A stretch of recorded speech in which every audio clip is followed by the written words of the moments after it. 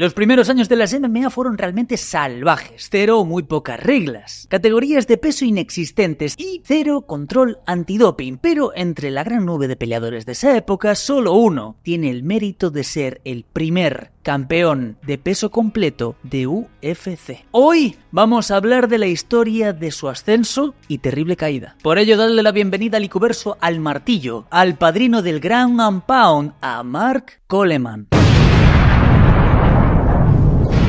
Mark Daniel Coleman nace un 20 de diciembre de 1964 en una ciudad ubicada en el condado de Sandusky, en Ohio, Estados Unidos. Desde una edad temprana, el por aquel entonces pequeño Mark demostraría tener una tremenda energía, la cual drenaba con práctica de diversos deportes, pues afortunadamente su familia era bastante activa en el plano deportivo. Este temprano amor por los deportes lo llevó a inclinarse tanto por el atletismo como por la lucha, aunque sería esta última donde realmente encontraría su pasión. Sus primeros pasos fueron en Saint Joseph Central Catholic High School, donde fue el primer campeón estatal en el año 1981. Los años pasarían y nuestro prota iría aumentando su currículum en competencias y obviamente en lauros y medallas. Mark después entraría a la Universidad de Miami, donde se consagraría 2 veces campeón de lucha libre de la conferencia Mid-American. Posteriormente, en su último año, se trasladaría a la Universidad Estatal de Ohio, destacándose también en las colchonetas de dicha universidad. Ahí desarrollaría sus habilidades y ganaría un campeonato de la NCAA que lo catapultaría a la cima y llamaría la atención de muchos. Sería seleccionado por el equipo nacional para el Campeonato Mundial de Lucha Libre en Varna, Bulgaria, en el año 1991, y ahí conseguiría un muy buen puesto, segundo en la categoría de 100 kilos. Además, también tendría participación en los Juegos Panamericanos de ese mismo año y ganaría el primer lugar en los 100 kilos estilo libre. Un año más tarde, en los Juegos Olímpicos de Barcelona 1992, en categoría peso pesado estilo libre, no entraría en el podio olímpico, quedándose en 7º lugar, pero estaba compitiendo al más alto nivel y ganando experiencia. La cosa es que a medida que iba pasando el tiempo, Mark se iba dando cuenta de que su carrera en la lucha se estaba acabando. La Universidad de Ohio le ofreció un puesto como entrenador del equipo de lucha y este lo tomaría, aunque seguiría compitiendo. Para colmo de males, tendría la oportunidad de ver en la televisión los primeros eventos de UFC y, como él mismo dice, vio una oportunidad de hacer dinero con sus habilidades. Sin embargo, pasaría algo de tiempo para que esto ocurriese. De hecho, Mark había parado de entrenar lucha casi un año cuando un manejador de peleadores se le acercó y le dijo algo como: "Me han dicho que fuiste campeón y que hasta fuiste a las Olimpiadas. Tengo un puesto para pelear en UFC. Si lo quieres, es tuyo". Mark aceptó y ahí es donde por fin comienza su carrera dentro de los pioneros de las MMA. ¡Sí! ¡Sí! El 12 de julio de 1996, con 32 años, haría su debut en el torneo UFC 10. Su rival sería Motti Horenstein, que, como su apellido indica, era judío. ¡Sí! ¡Muy judío! De hecho, sería el primer judío en pelear en UFC. Mark Coleman se notaba muy nervioso en su primera pelea, pero apenas inició, derriba a su rival y lo destroza, ganando por sumisión. Pero por sumisión a base de golpes, a base de hostias. Técnicamente Motti era campeón mundial de karate y se esperaba que avanzase, pero dentro de UFC el único logro que realmente obtuvo fue, como ya comentamos, ser el primer luchador judío en participar y perder. Su carrera fue tan corta que solo tuvo 2 peleas. Mark, sin embargo, avanzaría a la siguiente ronda de la noche contra el explosivo Gary Goodrich, que al igual que muchos de la época no estaban acostumbrados a lidiar con grapplers. De hecho, en esa época es donde todavía podíamos ver a verdaderos luchadores puros, es decir, luchadores que se han centrado en estilos de combate focalizados en una rama de habilidad, por ejemplo, striking, lucha o sumisión. Hoy en día es muy complicado ver eso en MMA y prácticamente imposible verlo en UFC. Aparte, haría cosas que a día de hoy son impensables, como por ejemplo agarrarse en la jaula. Coleman dominó a Goodrich fácilmente con sus derribos y su presión, aparte de darle unas buenas hostias y unos cuantos cabezazos. Sí, cabezazos, esa época era complicada. Por cierto, ya que estamos hablando de esto, tenemos el vídeo de Ascenso y Movidas de UFC, donde hablamos más en profundidad de todo esto, y también tenéis el vídeo de algunos pioneros de las MMA. MMA, como, por ejemplo, Royce Gracie, el primer ganador del primer torneo de UFC, Kazushi Sakuraba, el primer grano en el culo de la familia Gracie, Ken Shamrock, para mí el primer luchador completo de los primeros años de las MMA, y más. Sigo. La cosa es que Goodrich iría perdiendo el fuelle y terminaría tapeando por agotamiento después de que Coleman le tomase la espalda. Este triunfo lo puso en la final, donde se toparía con un viejo conocido de este canal, el hombre con uno de los bigotes más patriarcales de la historia, el Omniman de la vida real, Don Fry. La pelea sería casi unilateral, pues Coleman, una vez más, se mostraría dominante, derribando y castigando al hombre del bigote por una buena parte del combate.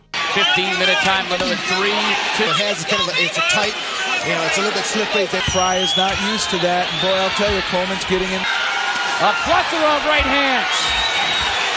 En determinado momento, el árbitro detiene el combate para limpiar la sangre del rostro de Fry, pero al volver al combate, sería de nuevo vapuleado por nuestro prota, que cerraría el combate con unos buenos cabezazos que obligaron a un joven Big John McCarthy a detener el combate, convirtiéndose de esta forma Mark Coleman en campeón del torneo de UFC 10.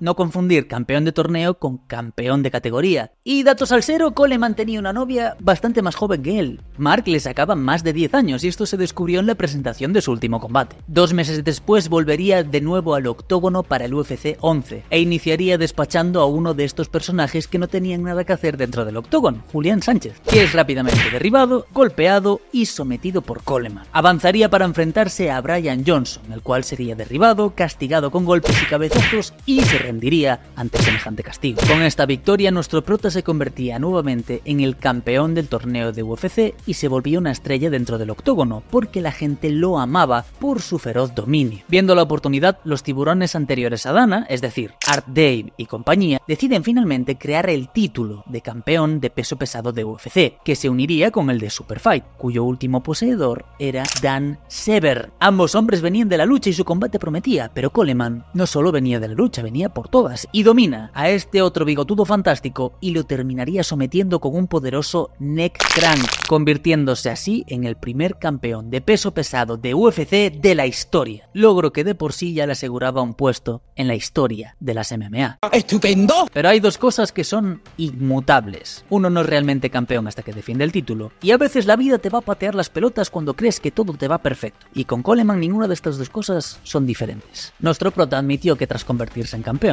se le subió a la cabeza. Bebía, no entrenaba y sentía que podía con todo. Es decir, como McGregor en el retiro, pero él todavía activo.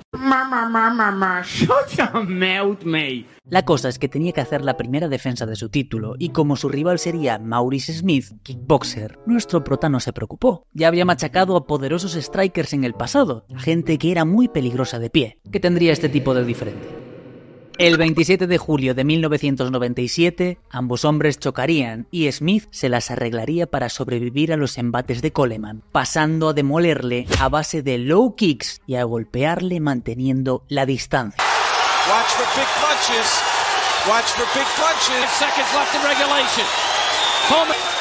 Oh, wow, he's willing to turn his... And Mark Coleman has to put his hands on his knee. Right now, he shoots and misses. El cardio de Coleman se iría de vacaciones y este no reaccionaría, por lo que Maurice Smith se llevaría la victoria por decisión unánime, convirtiéndose así en el nuevo campeón de peso pesado de UFC. Y no solo esto, sino que también sería el primer campeón achocolatado de UFC. Esta también sería la primera derrota profesional de Coleman, pero estaba lejos de ser la última, pues al volver al octógono sería machacado por un tal Pete Williams, que también haría frente a los embates de Coleman y le daría pelea, pero acabaría el trabajo poniéndolo a comer suelas, pues le dio tremenda patada en la boca con botas de lucha que dejó a Coleman fulminado en el suelo. Tras esta derrota, Coleman se tomaría un descanso y pasaría 8 meses fuera, volviendo para el UFC 18, sumando otra derrota al caer por decisión dividida ante Pedro Rizzo. Esto dejaba el récord de Coleman en un 6-3, y para colmo de males, UFC le daría una patada en el culo, pues no podían costearse su sueldo, ya que en ese momento UFC estaba pasando por problemas financieros bastante interesantes.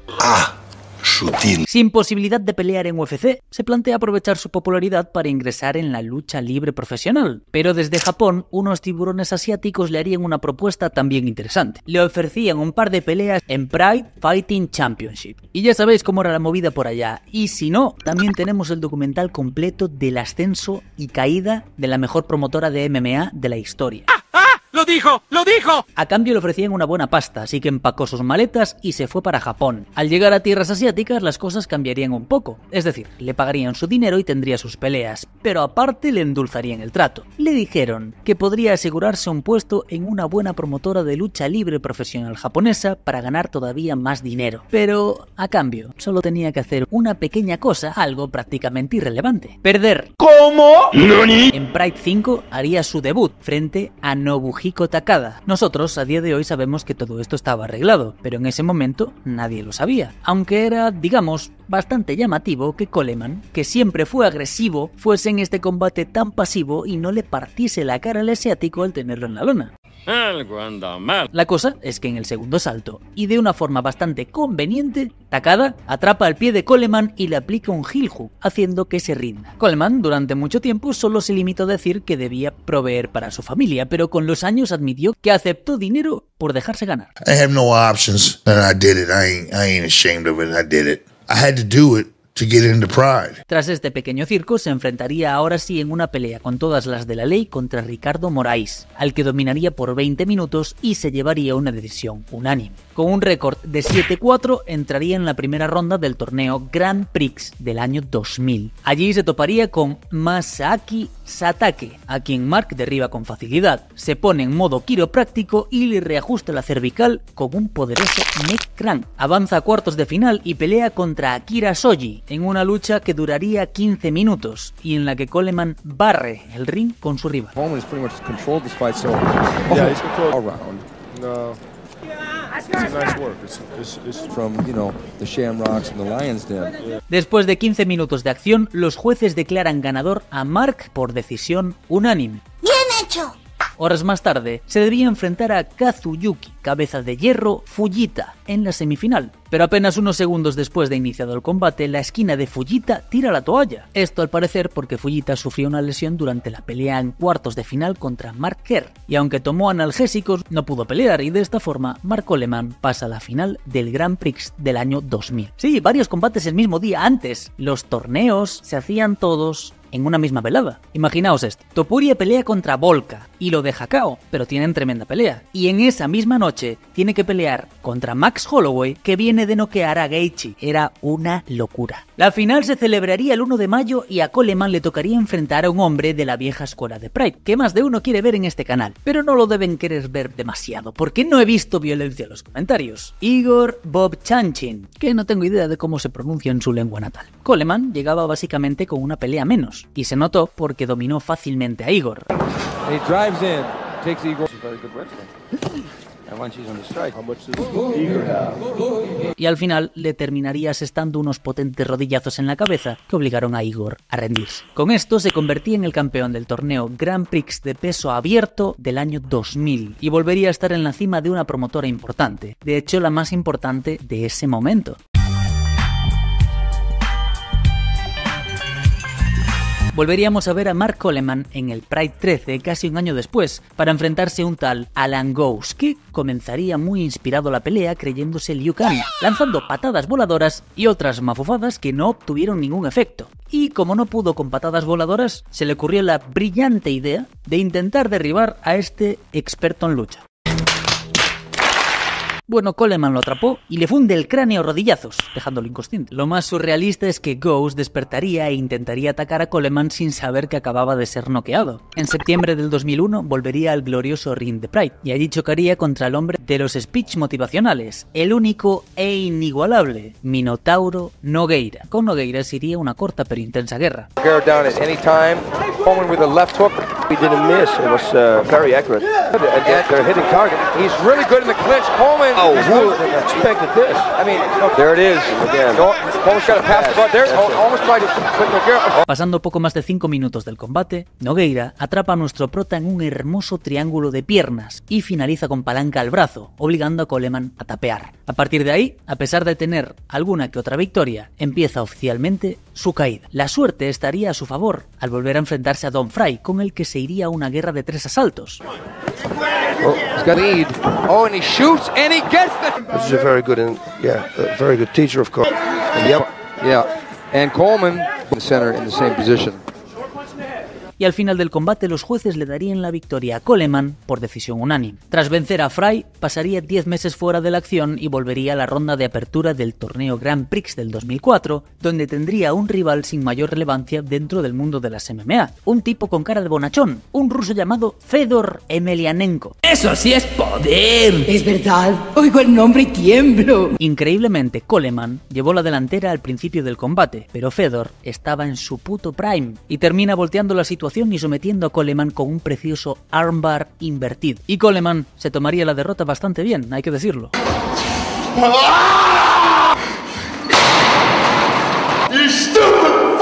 Un pequeño caso de la llamada furia de los esteroides. Tras su derrota frente a Fedor, el 20 de febrero del 2005, en la edición Pride 29, se enfrentaría a otro don nadie de las MMA, a un tal Mirko Cro Cop.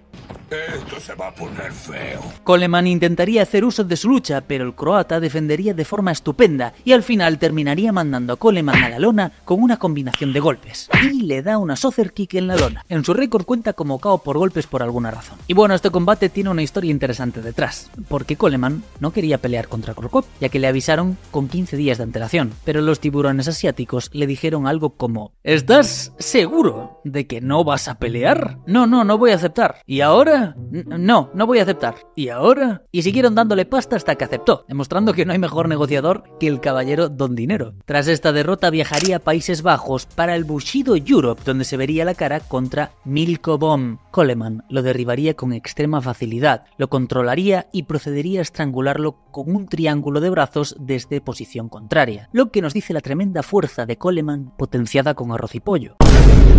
Esta versión de Coleman era bastante temible. 4 meses después volvería a subir al ring, esta vez para chocar contra Mauricio Shogun Rua. Coleman intentaría un derribo y Shogun caería a la lona, lesionándose, ya que se luxa el brazo a la altura del codo, provocando que detuviesen el combate. Pero Coleman en ese momento estaba tomando más esteroides que buenas decisiones, y quería seguir atizando a Shogun, así que se forma tremenda trifulca. Vanderlei sube, los japoneses flipando, y Silva terminaría con la garganta pisoteada por Coleman. Look down and guess who's staring right up at me on the floor? And who? Wanderlei Silva. I grabbed the ropes and I took my foot and I put it on his throat. 8 meses después volvería a Pride para chocar nuevamente con el último emperador, Fedor Emelianenko, y ambos hombres se irían a una guerra.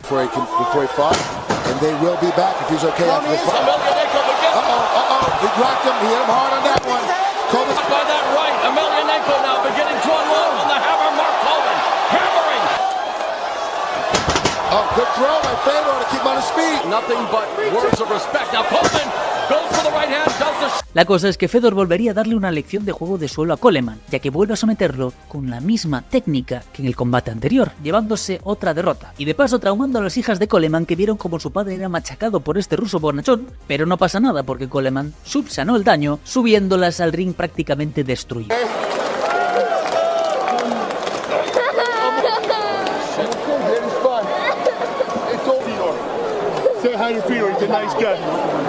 Mira la cara de Fedor. Sin embargo, esto sigue siendo uno de los mejores momentos en términos de espíritu deportivo dentro de las MMA. Además, esta sería su última pelea en Pride. Para este momento su récord estaba en 15-8 y no volveríamos a verlo pelear hasta el año 2009, casi un año después de su primera introducción al Salón de la Fama de UFC, que se llevó a cabo en marzo del 2008. En esta nueva oportunidad dentro de UFC y con 44 años, era evidente que sus mejores días habían pasado. En su regreso al octógono chocaría contra un viejo conocido, Shogun Rua. Aquí el brasileño sacó la mejor parte, dominándolo y llevándose una victoria por KO técnico a base de hostias. Pero igual se las arreglaría para derrotar al fallecido Stefan Bonnar por decisión unánime. Tras este combate pasaría casi un año fuera de la acción y volvería para un último combate, uno que casi se realiza en los 90, el ansiado enfrentamiento contra el calvo fantástico, Randy Couture. La pelea se realizaría en peso semicompleto y sería la primera y única vez que dos miembros del Salón de la Fama pelearían entre sí, y como era de esperar, fue una guerra.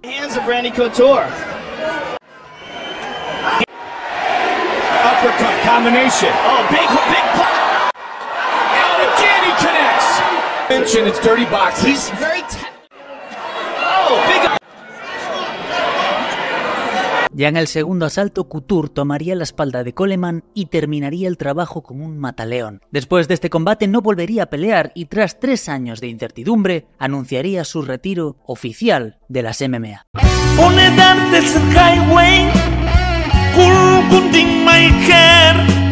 Su récord se queda en 16 victorias con 10 derrotas, posicionándose aquí en el puesto de victorias puras de MMA. A pesar de no tener un récord más amplio, Coleman fue uno de los pilares sobre los cuales se sustentó este deporte en sus primeros años. Peleó, ganó y perdió contra algunos de los mejores de la historia. Por cierto, en su época de Pride hizo algunas publicidades. La más conocida es este extraño comercial para las máquinas de afeitar.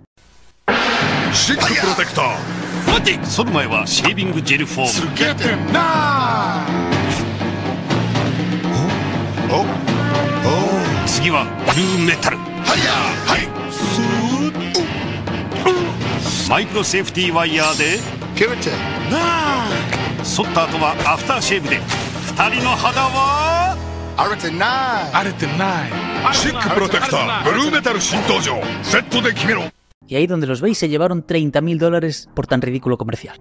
Señor, qué suerte tienen algunos. Es conocido por sus dos apodos más famosos, Hammer o Martillo y The Godfather of a Ground and Pound. El primero por sistematizar el uso de golpes martillos para acabar con sus rivales y el segundo por la estrategia de castigar a ras de lona, siendo uno de los primeros en hacerlo. Pero, saliéndonos de la vida deportiva, este hombre ha tenido que lidiar durante años con un problema de adicción, pues empezó como un bebedor ocasional y terminó siendo un completo alcohólico, y cuando le faltaba su dosis, los analgésicos también eran un buen sustituto. Y ojo aquí con lo que voy a contaros. El mismo Mark admite que de haber seguido por este camino hubiese muerto muchos años atrás, pero fue un amigo suyo el que se abocó a ayudarlo y a convencerlo para entrar en rehabilitación, y todos los días iba a chequearlo. If anybody was going to get the job done, it was him. He stayed with me through the horrible down times. Y eso es un buen amigo. No puedes considerar verdaderos amigos a personas que solo están contigo cuando te va bien. En 2016 sería introducido por segunda vez en el Salón de la Fama de UFC, esta vez por su combate contra Pete Williams. A partir de este momento cada vez se sabía menos de Coleman, excepto que enfrentaba sus problemas de adicción y que tuvo alguna que otra cirugía. Pero a mediados del 2023 su nombre volvería a sonar en redes sociales cuando volvió a los entrenamientos porque, según él, planeaba volver a ponerse los guantes, pero con más de 50 años se veía algo improbable. Aunque las cosas tornaron dramáticas cuando a inicios de ese 2024 se supo que habría salvado a sus padres en un incendio. Curiosamente, este habría ido a visitarlos y pasaba la noche con ellos cuando su perro,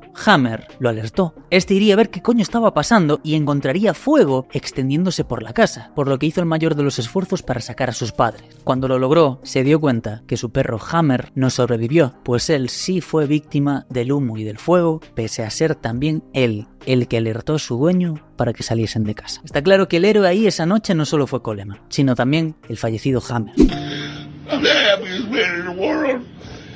I swear to God, I'm so lucky. I can't believe my parents are alive. Yeah. I had to make a decision once. It was already horrible. I couldn't breathe. I got up, but I couldn't find air. Open your mouth. Let me suction that out, okay? Y Coleman se vería en una cama de hospital por varios días mientras se recuperaba. La comunidad de las MMA ha reconocido su esfuerzo y valor y ha terminado siendo él quien colocase el cinturón del Baddest Motherfucker en el UFC 300. La historia de Mark Coleman es la de un hombre que, a pesar de ya no estar en el octógono, sigue peleando. Batalla con su salud, con sus adicciones y con sus problemas personales, pero afortunadamente tiene una familia que lo apoya y buenos amigos que se preocupan por él. Tengo un amigo que me dice que es bastante conveniente que justo cuando está queriendo volver a las redes sociales y a luchar, y justo cuando va a visitar a sus padres, ocurra todo esto. Yo no conozco a Coleman y no conozco más que lo que os he contado. Solo espero que consiga encauzar su vida y salir de los problemas que tiene. 2 veces campeón del torneo de UFC, primer campeón de peso completo de UFC y campeón del torneo Grand Prix de Pride. Son cosas que se dicen fácil, pero recordad, en estos años prácticamente no había reglas. Era un deporte nuevo y percibido como absolutamente demencial. Hacía falta una dosis extra de huevos para meterte a vivir de esto. Sinceramente, de la historia de este hombre lo único que os puedo decir es que os quedéis con lo bueno y aprendáis de lo malo. Gracias Coleman por tu aportación al deporte y gracias gente por estar ahí.